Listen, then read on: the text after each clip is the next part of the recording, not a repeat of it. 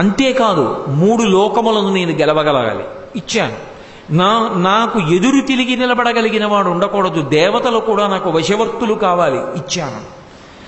చాలా సంతోషం, నీకో నమస్కారం. అన్నీ ఇచ్చాను కానీ కశ్యపపుత్ర ఒక్క మాట చెప్తాను, నువ్వు అడగకపోయినా. ఇన్ని వరాలు పూర్వం నేను ఎవరికి ఇవ్వలేదు, ఇప్పుడు నీకే ఇచ్చాను.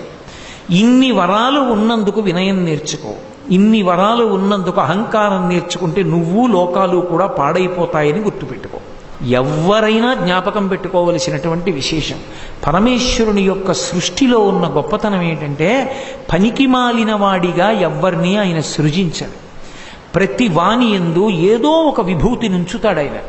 అందుకే మీరు చూడండి, శ్రీరామాయణం 24,000 శ్లోకాలలో రామచంద్రమూర్తి నువ్వు పనికి మాలిన వాడివి అని ఎవ్వరినీ అనడం. ప్రతి వాడిలో పనికొచ్చేది ఏదో ఒకటి ఉంటుంది ఆయనకి. ఈశ్వరుడు అలాగే సృష్టిస్తాడు సమస్త ప్రాణులను.